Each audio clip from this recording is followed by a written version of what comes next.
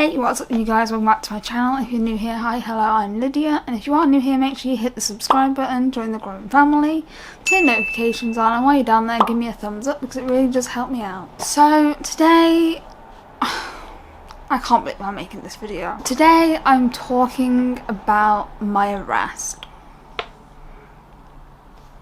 Dun dun dun! Before we do that, let's roll the intro.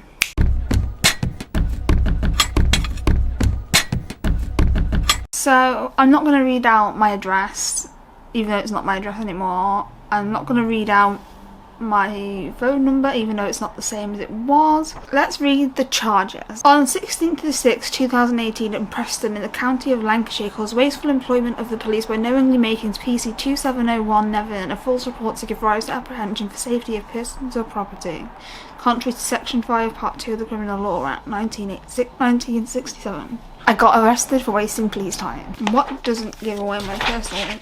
okay. Detention log. Just want to add a little thing in here. I got my custody record because I asked my solicitor for a copy. Because I wanted to be able to prove to professionals what had actually happened. So yeah.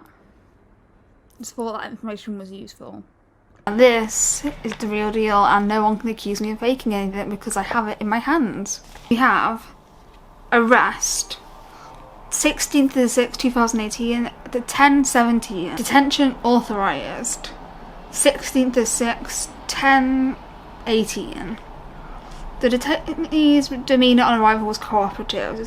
Detention was authorised by Sergeant 043823 Hume on the 16th of 6th, 2018 at 10:17 to secure and preserve evidence and obtain evidence by question. The detainee was not in need of medical attention. Force restraints used. No force restraint used. Force restraint was used because no force used.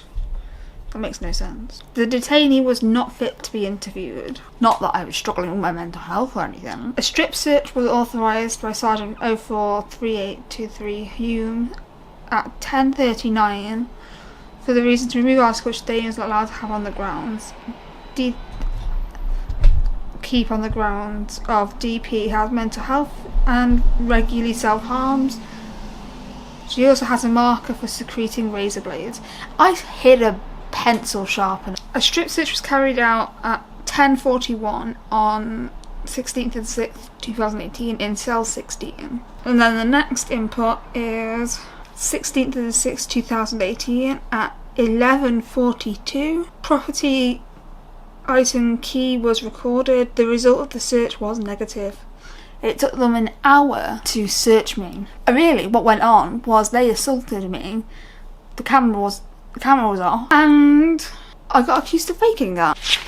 Next, the detainee Lydia Williams did not sign because incapable of understanding. Was I struggling with my mental health? Which would have been the reason for the call? Seems odd. The same person has suicidal thoughts in CCTV op cell with 2-piece self-harm suit. They spelt suit wrong. Oh, this is just fucking horrible. If I had an interview, I'm not going to read it all out off the sheet because it records fucking everything.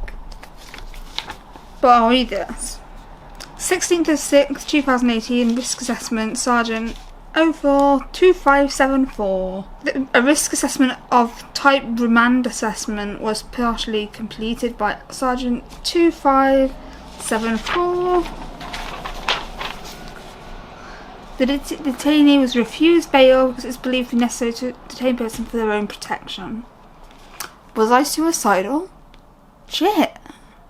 Didn't mention that in the phone call.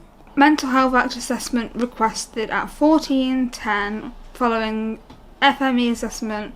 Return telephone call from AMP at 14:30 to advise that they are busy and will get around to doing the assessment. Advise them to liaise with the custody direct number. Oh, I have the custody number. Russell Heath, Lancashire approved mental health professional service. I assessed the DP under the Mental Health Act with Dr. Nikwaka, don't know if I'm saying that right, and second on-call consultant, Dr. Christie, Section 12 approved. So he clearly states she has intent to take her life and has a plan. She reports she may have ordered a carpet knife but may buy a power saw to cut her throat with. She reports no protective factors. Both doctors have made a medical recommendation for detention under Section 2 of the Mental Health Act. And the bed are looking for an appropriate bed. No bed available at this time. DP cannot/will not disclose contact details for family or to be informed. Then I was bailed at 20:38 to A&E. And yeah, not that I was ill or anything, like,